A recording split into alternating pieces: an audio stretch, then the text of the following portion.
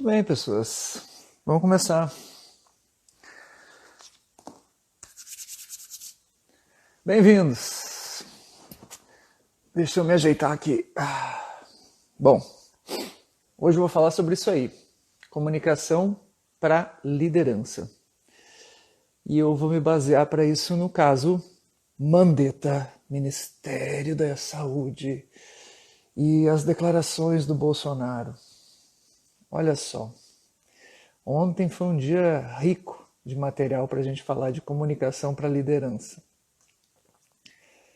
Não sei se vocês acompanharam o discurso do ministro da Saúde e como foi rico esse discurso para a gente analisar aqui.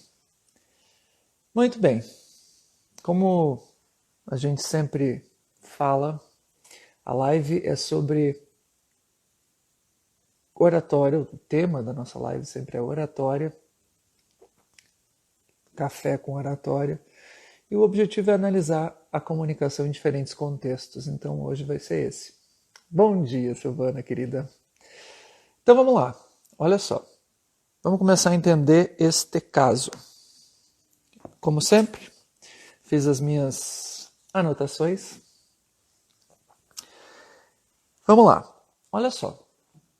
Falar para liderar. Como é que funciona isso? A fala para liderar, ela é, para a gente entender como funciona a fala para liderar, a gente precisa entender em primeiro lugar que liderança só existe onde tem poder. Não existe liderança sem relação de poder. O que é uma relação de poder? Uma relação em que, de um lado, alguém manda e de outro, alguém obedece. Então tem que ter isso. Se tu não tem isso, tu não tem liderança. Essa relação de poder, ela pode acontecer de duas maneiras. Ou eu tenho um poder de alguém que o exerce dando as costas para o que as pessoas que têm que obedecer acham, ou eu tenho o poder que se preocupa com aqueles que são os subordinados.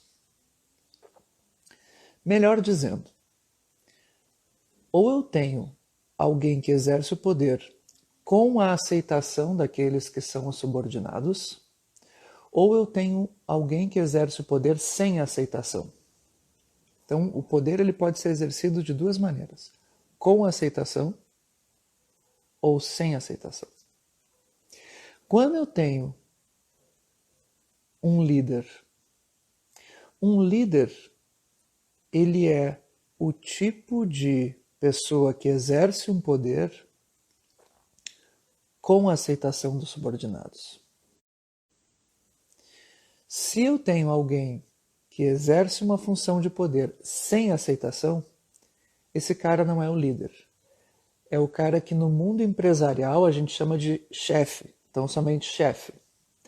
No mundo da política, a gente chama de tirano, ditador, enfim, que é alguém que exerce o poder e não está nem aí para a opinião de ninguém. Ele simplesmente manda.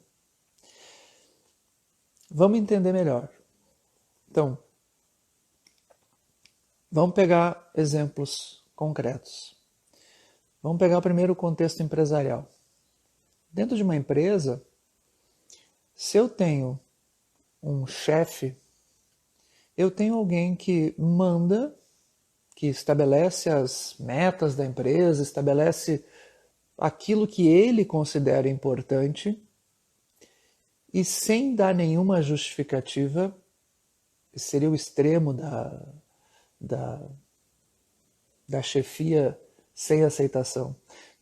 Um chefe que simplesmente designa os seus objetivos, que manda na equipe e que dá as costas para a opinião dos subordinados e de todos. dentro da empresa. Eu já trabalhei com um chefe assim. E é insuportável. Porque o que acontece com aqueles que têm que obedecer a esse chefe? Eles obedecem, mas não aceitam. Eles obedecem, mas não têm vontade de obedecer. Ou seja, você está sendo obrigado a obedecer. Como é que tu acha que alguém que está obedecendo dentro de uma empresa, alguém que está mandando, um chefe que está mandando, sem justificativa, sem se importar com a opinião de quem está obedecendo, como é que tu acha que esse que está obedecendo vai obedecer? Com vontade? Com interesse? Defendendo o seu chefe? Claro que não. Ele vai estar torcendo que esse chefe se exploda, que ele suma, desapareça, que ele morra, o desgraçado. Se a empresa é familiar, ele só fica torcendo que o desgraçado morra. Ele é o dono da empresa. Esse cara que está obedecendo, ele fica refém daquela situação. E a única coisa que ele pensa é: quando eu vou arranjar um novo emprego? Este é o contexto de trabalho quando eu tenho um chefe. Quando eu tenho um líder, tudo muda. Quando eu tenho um líder numa empresa, ele manda, mas ele está preocupado em que as pessoas para quem ele se dirige acreditem nele. Acreditem que as suas ordens são necessárias, são importantes, são para o bem de toda a equipe. Eu tenho aí, e aí estamos falando da obediência das pessoas com aceitação, a liderança. Como é que esse líder dentro de uma empresa faz para fazer com que as pessoas acreditem nele? Esse líder, quando ele é líder de verdade, ele está preocupado com aquilo que o Max Weber, grande teórico do século XIX, sociólogo, economista, Max Weber ele chamou de legitimidade daquele que manda. Um líder ele tem legitimidade frente aos seus subordinados. E essa legitimidade ela acontece de três maneiras. Então a liderança ela se dá por três, ela tem três características: racionalidade, tradição e carisma. Um líder de verdade ele sabe usar as três coisas. Se o contexto é um contexto empresarial, o mais importante vai ser a racionalidade, de longe. Mas também vai ser importante a tradição e também vai ser importante o carisma. Quanto mais organizado é o ambiente empresarial, quanto maior ele é, quanto mais meritocrático ele é, mais vai ser importante a racionalidade. O que são essas três características da liderança, a gente pode dizer, ou da legitimidade do líder? Começar com racionalidade. A racionalidade significa o seguinte, que tudo aquilo que o líder dá de tarefa para a sua equipe, tudo aquilo que ele ordena, precisa ter uma justificativa racional. Então, tudo aquilo que eu falo se ampara racionalmente, pode ser justificado, tem um porquê. Quando eu digo um não, por exemplo, para alguém da minha equipe, eu digo um não e dou a justificativa do não. Um líder, ele sabe dar justificativas, ele sabe se expressar e ele está preocupado em dar justificativa. Muitas vezes um líder não precisaria dar a justificativa, porque afinal, por exemplo, ele é dono da empresa. Mas se ele é líder, ele dá a justificativa, porque ele está interessado em conquistar a obediência do seu subordinado. Isso é líder. Então a primeira característica é a racionalidade. Pensa comigo, tu não aceita melhor se tu recebe um não com justificativa? Digamos que tu está pedindo para o teu chefe uma mudança uma mudança na tua... Pensar numa coisa bem simples. Tu tem um escritório, tá? E tu tá querendo mudar o posicionamento da tua mesa no escritório. Só isso, tá? Ah, eu quero mudar, eu quero estruturar de um jeito diferente. Se ele te diz não, a primeira coisa que vem na tua cabeça é o quê? Uma pergunta. Pô, mas por quê? E aí digamos que tu tenha coragem de perguntar para o teu chefe, bah, mas por que eu não poderia mudar? Né? Qual a razão de eu não poder mudar? Tu está buscando uma justificativa racional. E se ele diz assim, por que não? O que tu faz? Tu fica louco, não fica? Tu fica com uma raivinha dentro de ti.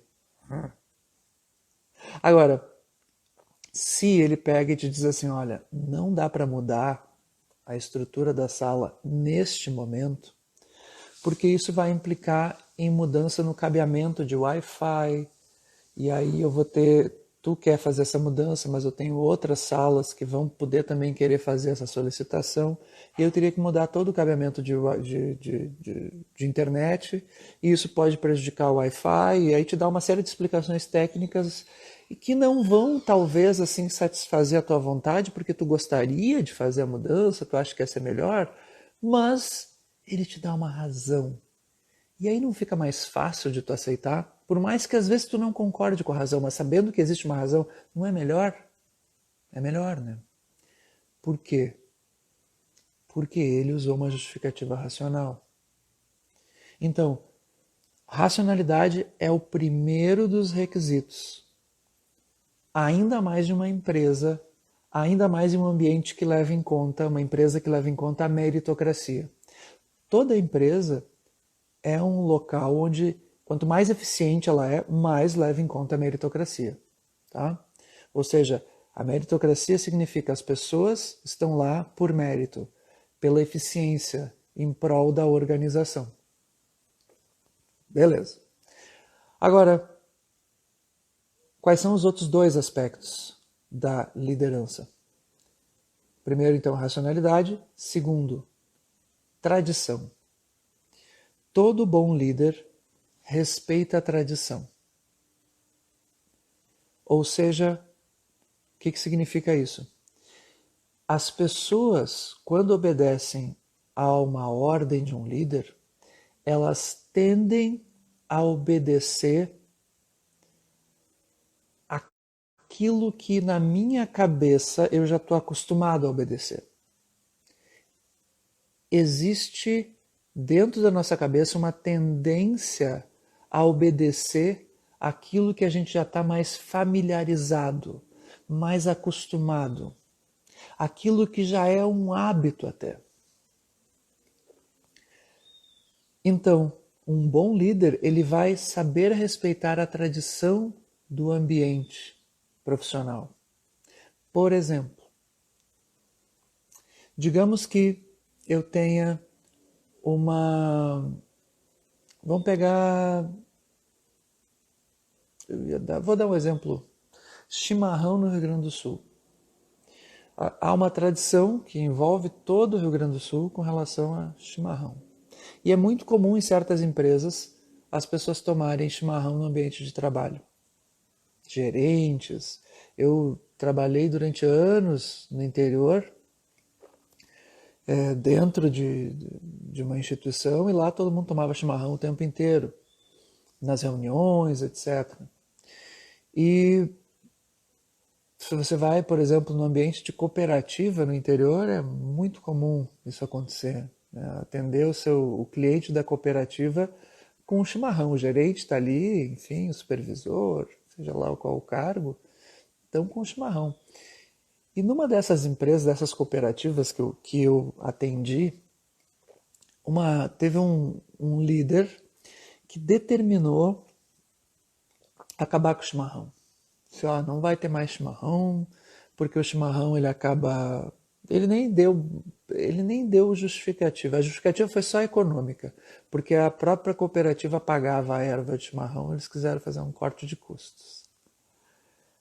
O que aconteceu? Todo mundo obedeceu, mas obedeceu porque era obrigado. Porque essa ordem estava indo contra a tradição de atendimento com o chimarrão.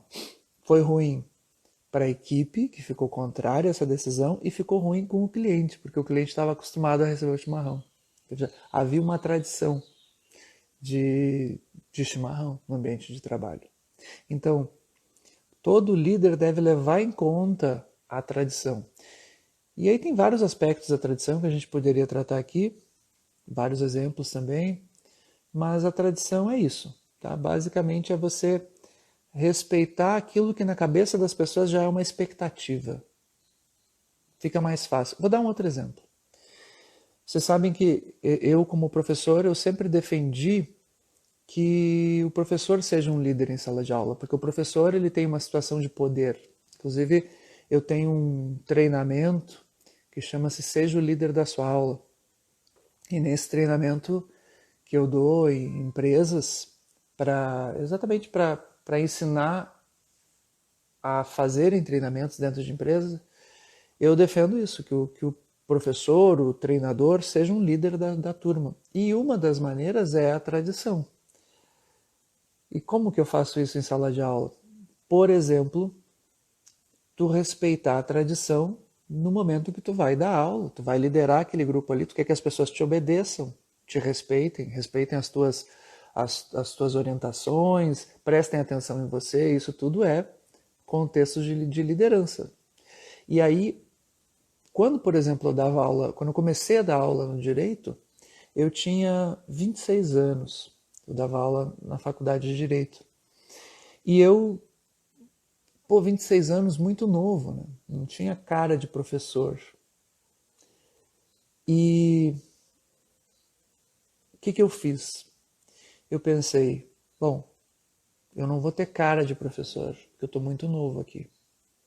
Professor, geralmente, no imaginário das pessoas, é um cara mais velho. Eu estou acostumado a ver um cara mais velho. O que eu fiz? Deixei a barba. Isso me deu um aspecto mais velho.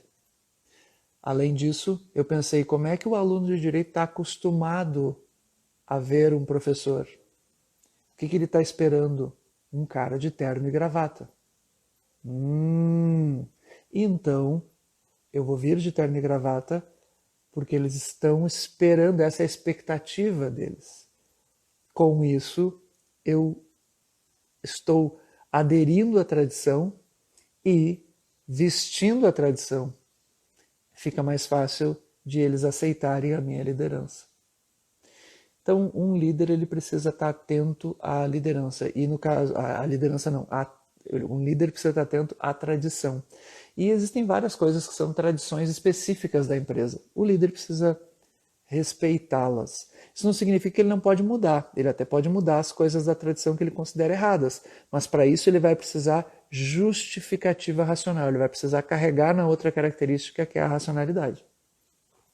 A terceira característica da liderança é o carisma. O carisma é uma... O carisma, né? Como explicar o carisma? O carisma é uma série de atributos pessoais que geram uma conexão espontânea com você. O carisma ele gera uma espécie de... O carisma ele é digamos assim, uma espécie de encanto individual que uma pessoa tem frente à outra. E ele é totalmente subjetivo. Umas pessoas são mais carismáticas que outras.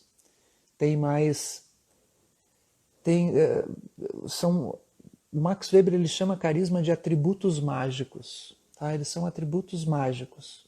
Um magnetismo pessoal. Tem como criar carisma? Tem.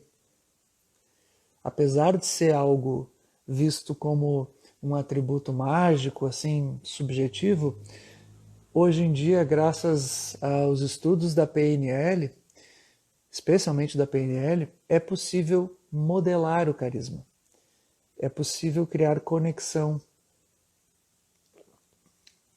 Então, criar um carisma. Como é que se dá essa conexão? Com tudo aquilo que a PNL chama de rapport. A conexão pelo rapport é o carisma. E o que é? Ontem, inclusive na live de ontem, a gente falou um pouco sobre isso. Criar essa conexão por rapport é conseguir falar de um modo que a pessoa se identifique. Em outras palavras, é a tal da empatia. O carisma ele é se colocar no lugar do outro. Então, se eu consigo ter empatia com a outra pessoa, automaticamente eu vou conquistá-la pelo carisma. Mas não é só isso, tá, carisma? Mas a empatia, as técnicas de rapport que geram empatia, elas vão te ajudar a ter carisma. Mas tu pode ter carisma não por empatia, tu pode ter carisma pelo teu magnetismo puro e simples. Tá? O carisma, aliás, o rapport, as técnicas de rapport da PNL, elas são uma maneira de você ter carisma se você não tem. Tá? Ok, então um líder ele precisa dessas três coisas.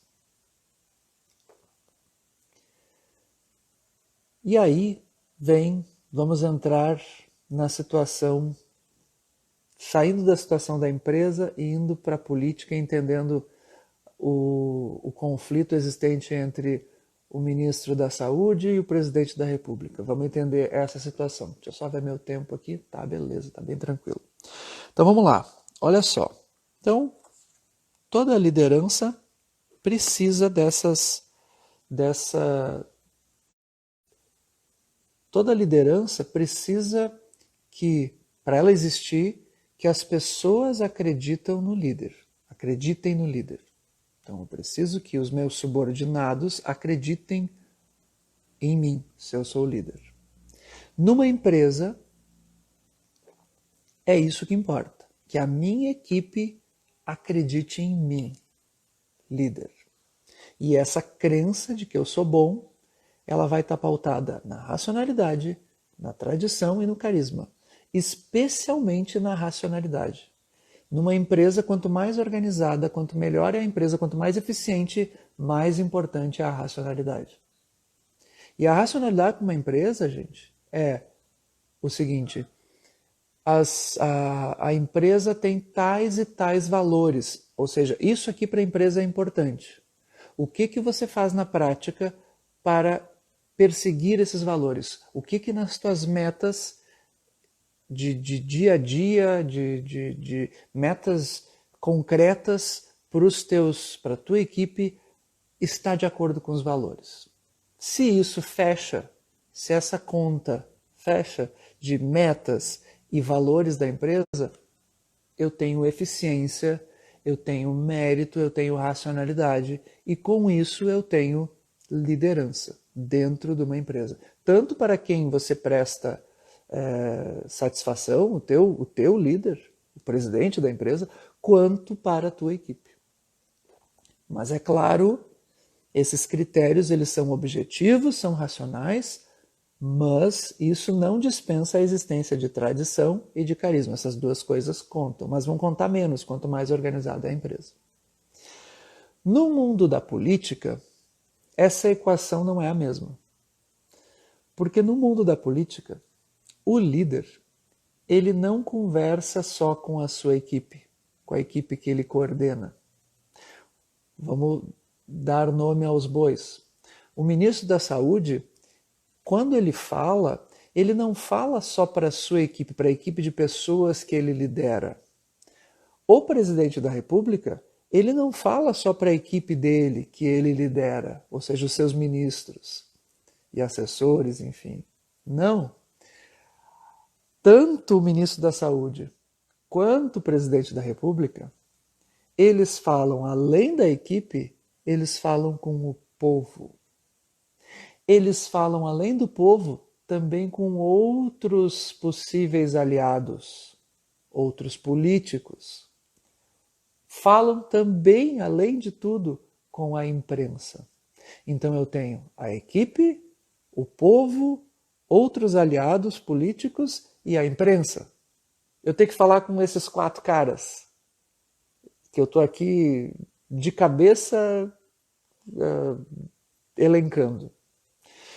Então, a minha comunicação para a liderança ela tem que levar em conta esses 4 diferentes universos.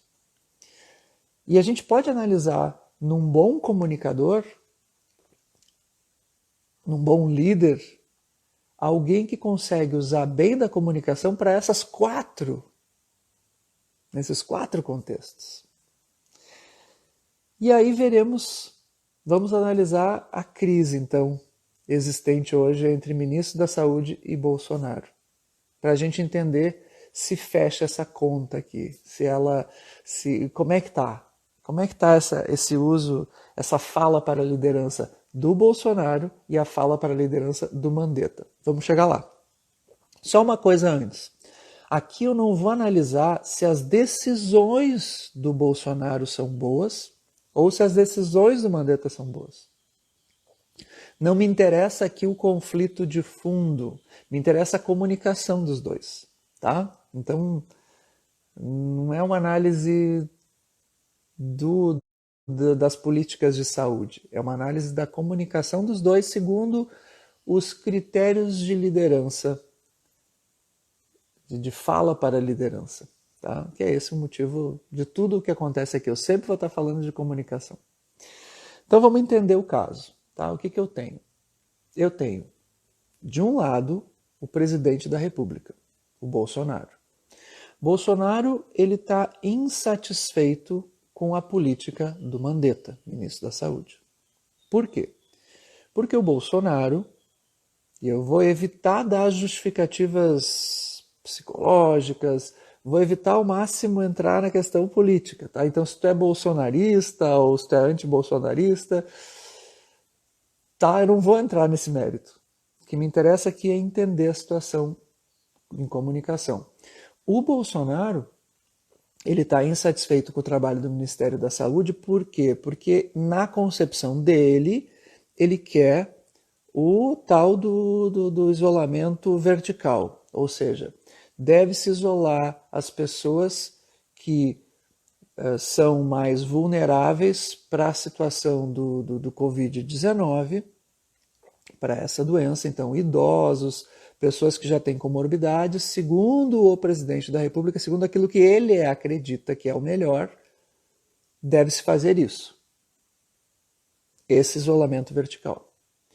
Já para o Ministério da Saúde, esse isolamento vertical, ele até é aceito como uma possibilidade, mas não no exato momento. O Bolsonaro já gostaria que ele fosse para ontem. Por quê? Porque o Bolsonaro está preocupado com, se aqui eu estou usando a justificativa dele, próprio Bolsonaro, com a vida das pessoas, mas sob uma perspectiva econômica. Isso é preocupação com a vida? É. Só que na perspectiva econômica, ele se preocupa que as pessoas não vão ter mais condições para a subsistência se ficarem em casa. É uma preocupação válida, racionalmente? É válida. Porque a maior parte da população não tem condições de ficar em casa. Então, beleza. Do outro lado, o ministro da Saúde, ele defende uma política, ele tá procurando respeitar a política da Organização Mundial de Saúde, ou seja, ele está cumprindo um órgão que tem muita legitimidade internacional, é claro, e ele está preocupado que no Brasil não se repita a situação que aconteceu em outros países do mundo, como por exemplo na Itália, para citar o exemplo clássico. A Itália é o exemplo clássico de algumas cidades de que a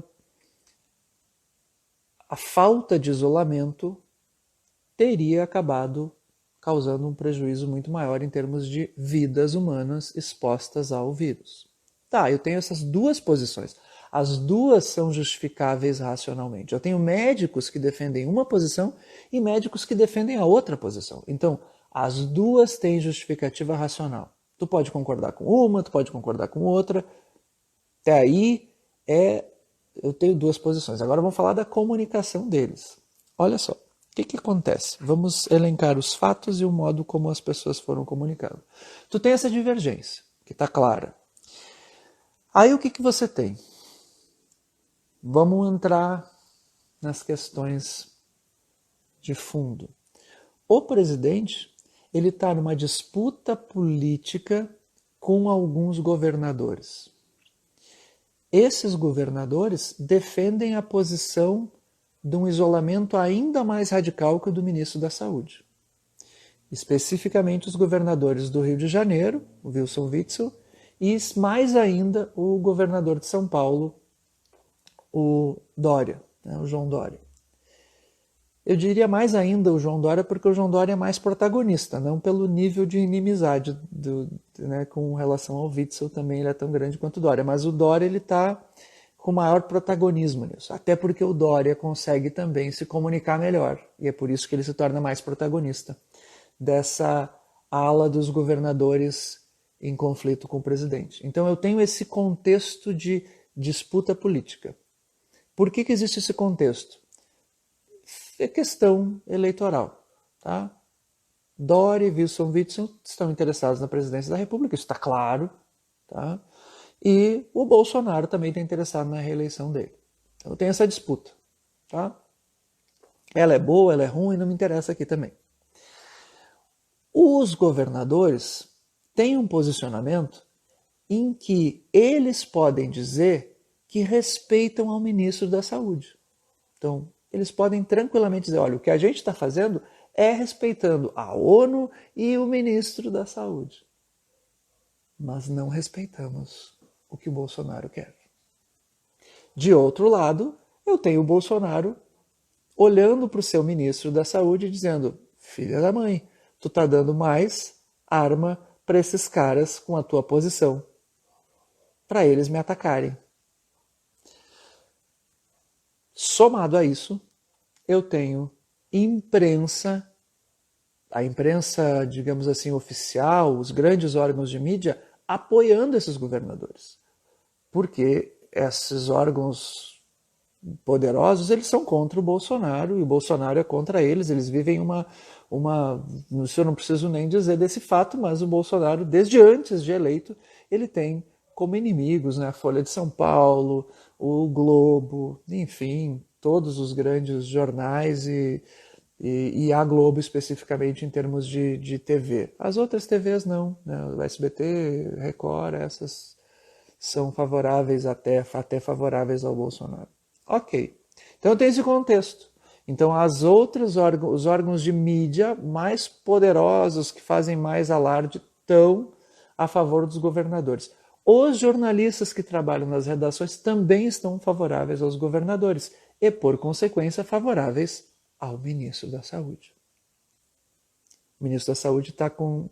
Então, o ministro da Saúde ele tem o apoio dos governadores, o apoio da mídia. O Bolsonaro tem como adversários a mídia, os governadores. E aí, esse é o contexto da beligerância entre os dois. E aí, como é que funciona a comunicação? Eu até anotei algumas frases. Olha o que acontece. No auge da crise do Covid, mas não só do Covid, e sim dessa panela de pressão política, sexta-feira passada o Bolsonaro dá uma entrevista para o Pingo nos Is, programa da Jovem Pan, cuja bancada defende uma postura com relação ao Covid muito mais parecida com a do Bolsonaro. O Augusto Nunes, que é um dos jornalistas que apresenta o programa, ele tem essa postura bem clara e justificada, tudo certo. Mas no meio da entrevista, o Bolsonaro ele fica se sentindo dono da situação, com pessoas que estão ali falando coisas que ele concorda, e os jornalistas são muito perspicazes, bons jornalistas que são.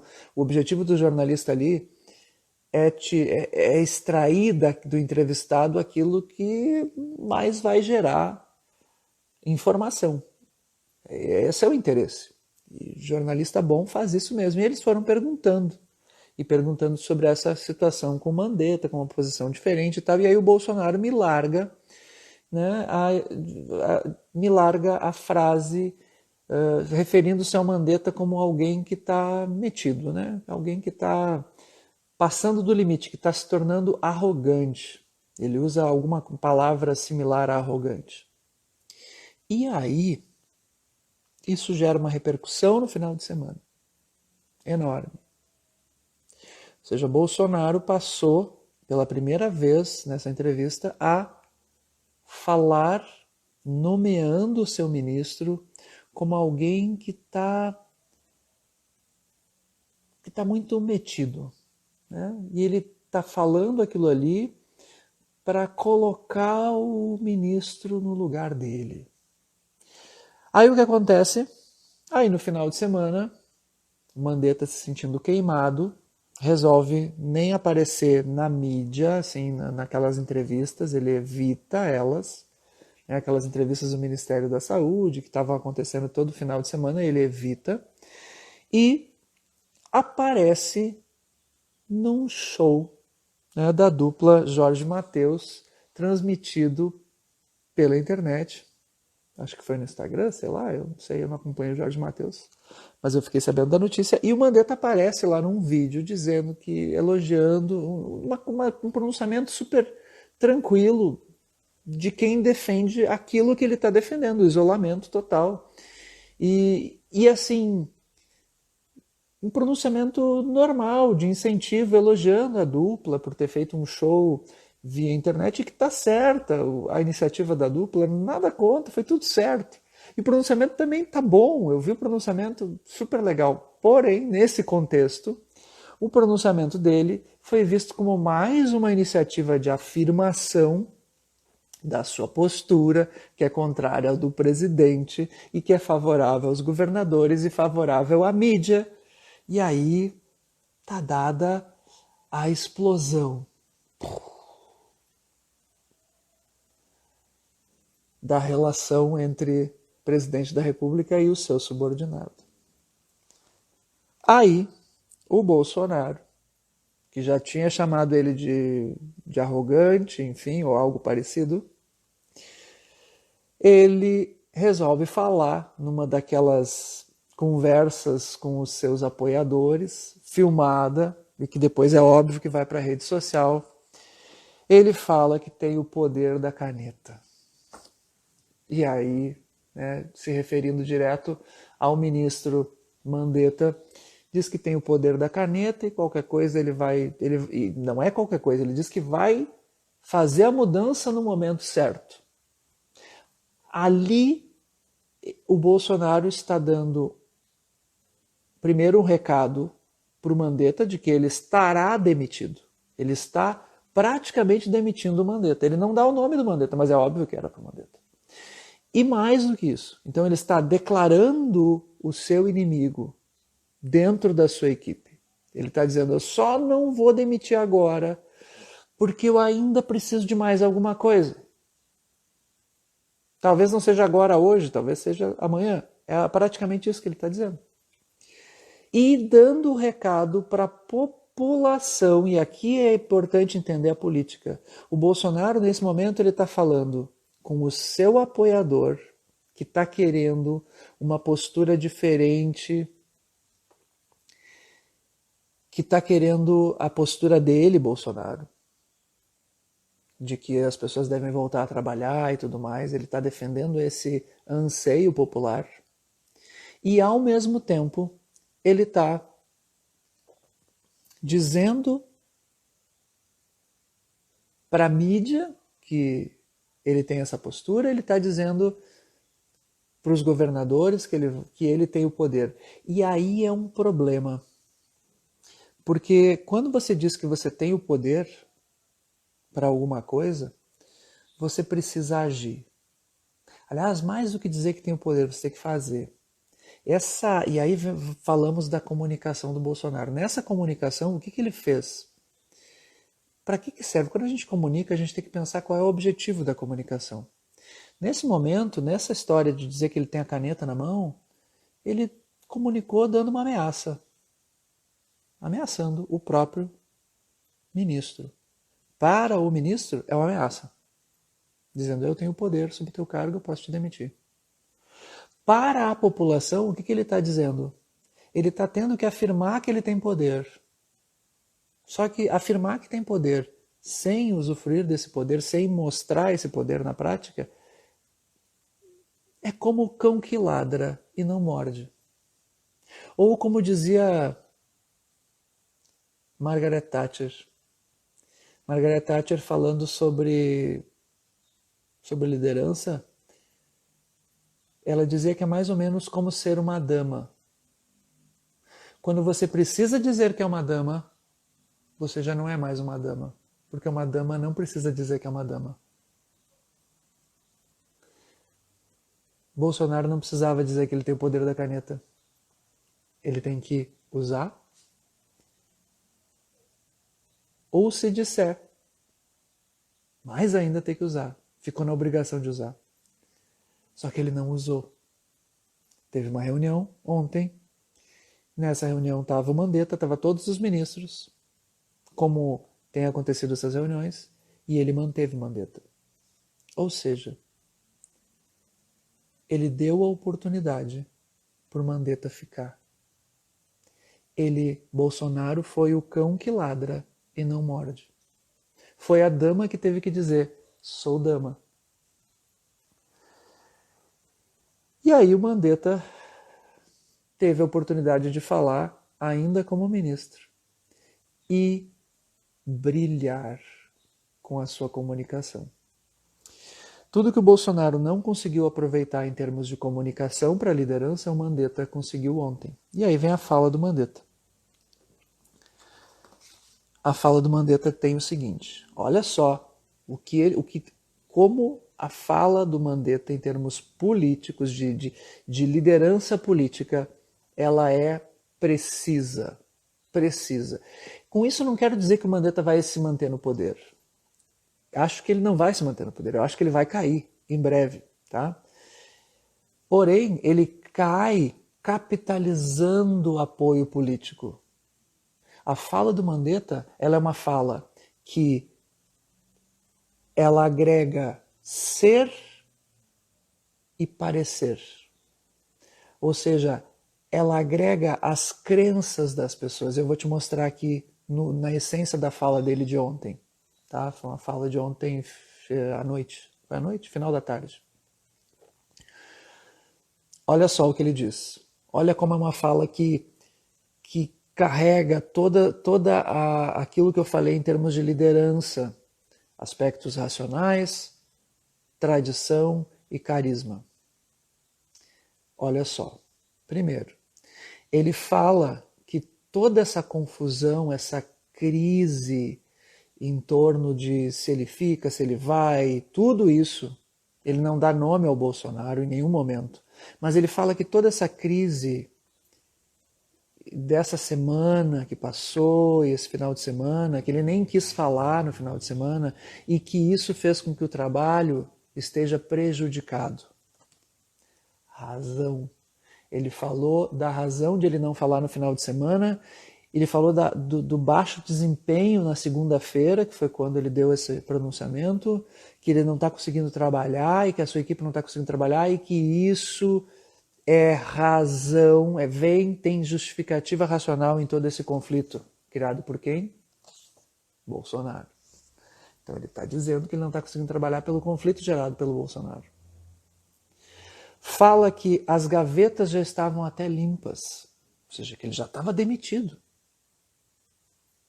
Então ele já se referiu, isso aqui foi para pontuar que ele está se referindo ao que o Bolsonaro falou. A cabeça dele que está a prêmio, porque o único que está pedindo a cabeça dele a prêmio é o próprio Bolsonaro e os apoiadores. Aí ele fala que a equipe falou para ele que estava com ele. Analisa lá, tu vai ver, olha para o discurso do Mandetta que tu vai ver. É o início do discurso dele, que dura menos de meia hora, uns 15 minutos, essa parte inicial aqui está nos primeiros 15 minutos. Tá? Discurso de ontem. Bota Mandetta Ministério da Saúde, e aí lá no YouTube que tu vai encontrar e tu vai ver que ele fala isso. As gavetas já estavam até limpas. Aí ele diz que a equipe estava com ele, ou seja, mostrando que ele tem a liderança da equipe dele, que o corpo técnico está com ele, fechado. Aí ele diz que vai ficar, que apesar de tudo isso ele vai ficar, que o inimigo tem nome e sobrenome. 3 pontinhos, faz uma pausa. Quem é o inimigo? Jair Bolsonaro. Não, claro que não. Ele diz o Covid-19. Mas ele deixa no nosso imaginário o nome e sobrenome Jair Bolsonaro. Ou seja, ele está ali falando com a imprensa, que é a sua aliada, com os governadores que são aliados, essa é a sua plateia. Ele está falando com parte do eleitorado que é favorável, e o eleitorado de classe média alta, que é favorável às posições dele, que é o eleitorado que está em casa, uma espécie de elite política. Com todos esses ele está dizendo: o inimigo é outro, Covid-19. Então, além disso, ele diz, ele lembra porque ele não sai, porque um médico não abandona seus doentes. Olha que lindo. Nesse momento ele traz carisma. Ele está dizendo que ele é médico, que ele é um especialista e ao mesmo tempo trazendo aquilo que há de mais nobre no médico, que é salvar vidas. Uau! Carisma. Ele pede um ambiente para trabalhar. Ele diz, eu preciso de um ambiente para trabalhar, que eu não estou conseguindo trabalhar. Minha equipe, que é de técnicos, eu que sou médico, eu que estou aqui salvando vidas, não consigo trabalhar. Para quem ele está pedindo? Para mim? Para a imprensa? Para os governadores? Ele está pedindo para o Bolsonaro. Então ele está dizendo, se alguma coisa está dando errado ainda, é porque eu não estou conseguindo trabalhar. Gênio. Gênio. Sabe usar, gênio da política. Ele sabe usar bem a comunicação política.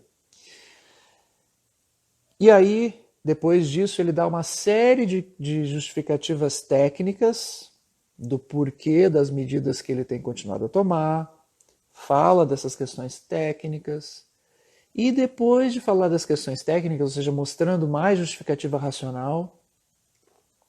Eu esqueci de falar uma coisa, além da justificativa racional e do carisma que ele chamou, ele também chamou a tradição quando ele fala da equipe que já está com ele, que já está fazendo esse trabalho. Então ele está mostrando a tradição. Quando ele falou da equipe dele, ele também está mostrando que já essa equipe que queremos que continue trabalhando na nosso imaginário, né? Puxa vida, a equipe está com ele, a equipe vai sair se ele sair. Nós não queremos que se abandone a tradição. Nós queremos que essa equipe continue. Então ele está conseguindo vincular na fala dele racionalidade, tradição e carisma. E no final ele termina com o mito da caverna. Ele diz que há muito tempo ele lê o mito da caverna, que é um mito de Platão, está na República de Platão. República, que é um livro brilhante de Platão, muito controverso em termos de análise política, mas brilhante. E lá na República, neste livro, quando ele fala no mito de Platão, ele se refere a sintetizando, o mito da caverna é o seguinte: eu tenho uma caverna e nessa caverna eu tenho um grupo de pessoas que estão observando, viradas contra a parede, essas pessoas, e elas estão observando todo o mundo que passa por elas estão olhando só para a parede, mas elas conseguem enxergar um reflexo do mundo através da sombra. Então são pessoas que estão olhando para a parede e conseguem enxergar o mundo apenas através das sombras. Então passam pássaros, eles veem as árvores, tudo através da sombra.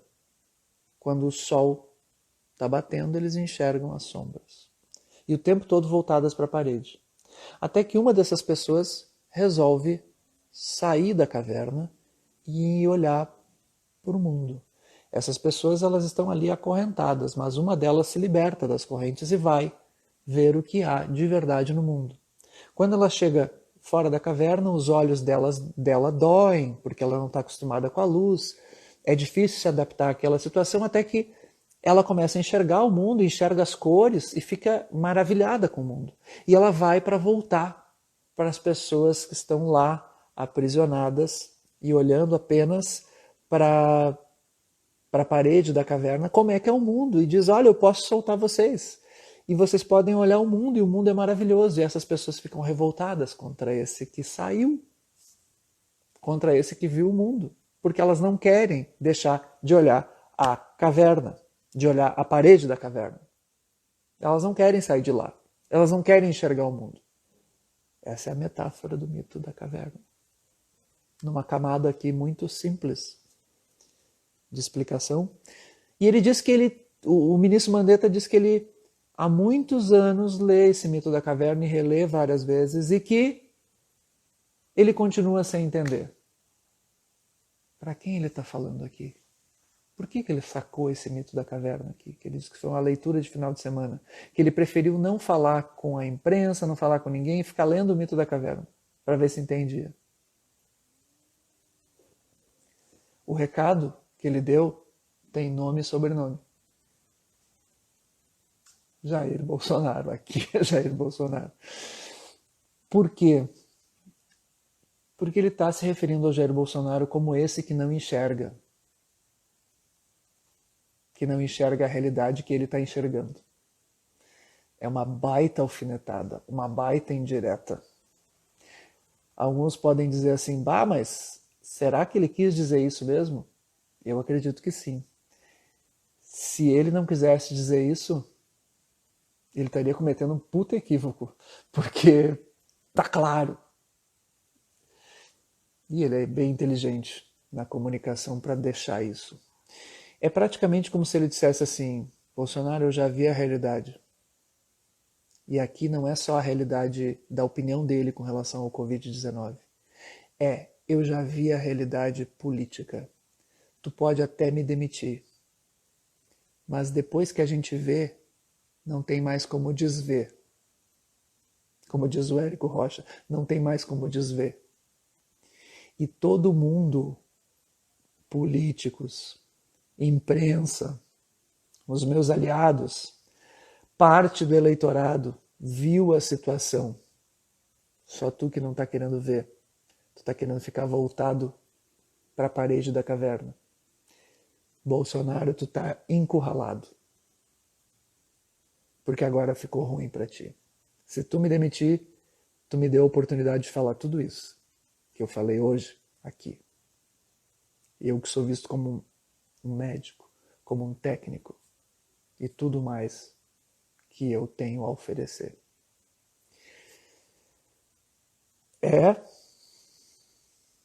Com isso, o Mandetta conseguiu apoio, mais apoio ainda da mídia, conseguiu mais pessoas defendendo a permanência dele e o Bolsonaro está nas cordas. Tudo pela sua má comunicação. Mais uma vez, Bolsonaro está nas cordas. Bolsonaro consegue sobreviver ainda por conta da sua popularidade. E essa popularidade, ela se dá porque isso sim é uma habilidade do Bolsonaro. O Bolsonaro, ele toma posições políticas, decisões que, no final das contas, são condizentes com os valores do povo. Então, assim, a maior parte do povo quer trabalhar, independentemente se isso é certo ou não, da tua opinião. A maior parte da população quer voltar a trabalhar, porque a maior parte da população precisa trabalhar. Tá entendendo? Pequenos empresários, não precisa nem ser gente muito pobre, pequenos empresários precisam trabalhar. Então, ele fala o que o povo quer ouvir. O problema é que ele não sabe como falar isso direito. Ele não sabe como fazer isso direito, de um modo a que ele conquiste mais legitimidade. Não, ele se desgasta. Bolsonaro se desgasta apesar de conseguir ainda ter esse apoio. Enquanto isso, Mandetta completamente desgastado no governo, praticamente fora do governo. É questão de dias para ele cair fora. Ainda assim, nesse contexto de saída, o Mandetta consegue fazer uma fala que transborda uma aula de liderança, mesmo quase sem ninguém para liderar daqui a pouco. Mas a fala dele coloca ele como um protagonista do jogo político. Ele sai, apesar de estar quase saindo, quase caído, ele está saindo mais forte. A única maneira do Mandetta não sair forte de tudo isso é se a calhar de o Bolsonaro colocar um outro ministro e conseguir aderir a colocar em prática aquilo que ele acredita, que o Bolsonaro acredita, e dá muito, muito, muito mega certo, miraculosamente certo, mostrando que as decisões do Mandetta não eram as melhores. Do contrário, se não for uma saída tão miraculosa, o Mandetta sai mais forte. Enquanto o Mandetta vai ficando, também ele sai mais forte, de qualquer modo. Tá? Muito bem, falei um monte, explicada a situação, e aqui o meu interesse, como eu sempre digo para vocês, é tratar do fenômeno da liderança, mas não da liderança, e sim da comunicação do líder. Tá? Então entenda, aqui não me interessa o juízo de valor, o que é melhor para o Brasil, eu não sei, porque eu não sou um especialista em saúde pública, eu até entendo de política bastante mesmo, porque há anos estudo esse negócio e lecionei durante mais de uma década esse assunto, mas o meu objetivo aqui é tratar da comunicação para a liderança. Espero que eu tenha conseguido fazer isso a contento. A live está quase no final.